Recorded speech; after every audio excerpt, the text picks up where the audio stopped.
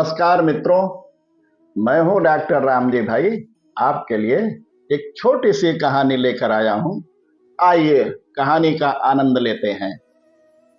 बड़े शहर के एक छोटे से मोहल्ले में एक बुढ़िया रहती थी। बहुत दिनों से बुढ़िया ने 1 रुपया बचाकर अपने पास रखा था। एक दिन बुढ़िया के मन में आया, क्यों ना इसे शहर के बड़े सेठ को दे दूं, वह अपने व्यापार में लगा दे, बाद में हम ले लेंगे।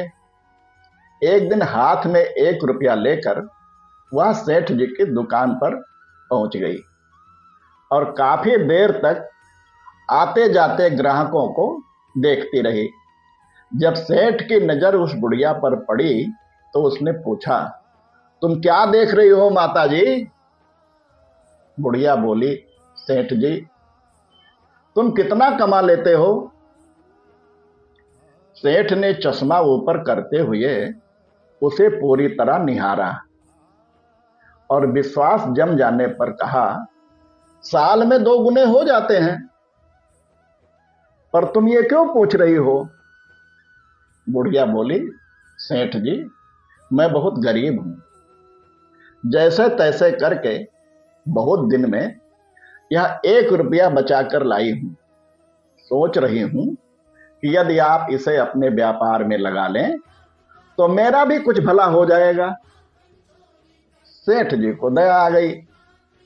उसने अपने मुनीम को बोला, इस बुढ़िया का 1 रुपया बही खाते में जमा कर लो। बुढ़िया बहुत खुश हुई और जाते जाते बोले, सेठ जी, मैं 25 साल के बाद आऊंगी और अपनी अमानत लाभ सहित आपसे ले लूंगी। सेठ ने कहा, ठीक है। बात आई गई हो गई। 25 साल बाद बुढ़िया सेठ से अपने रुपये वापस लेने आई। सेठ जी ने मुनीम को बोला, इसे 10 रुपये दे दो। बुढ़िया बोली, नहीं सेठ जी, मेरे रुपये का जितना हिसाब बना हो उतना दे दीजिए। सेठ जी ने बात को खत्म करने के अंदाज में कहा, मुनीम जी, इसे 100 रुपया देकर छुट्टी करो। लेकिन बुढ़िया इस बार फिर बोली कि नहीं सेठ जी, जो मेरा हिसाब बना हो सो दीजिए। हार कर सेठ जी ने मुनीम को हिसाब लगाने को कहा। हिसाब लगाने के बाद मुनीम का सिर चकराया और उसने सेठ जी के कान में कुछ कहा। सुनकर सेठ के होश फाख्ता हो गए। अब आप सभी के लिए यह प्रश्न है कि मुनीम ने कितने रुपये का हिसाब सेठ जी को बताया होगा। हाँ, आपको ईमानदारी से पोस्ट पढ़ते ही बिना हिसाब लगाए अपनी अनुमानित राशि बतानी है।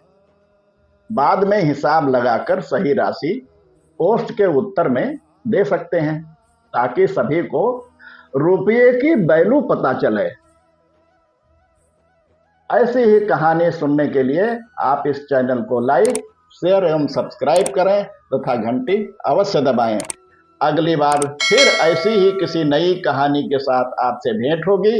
तब तक के लिए सभी को नमस्कार।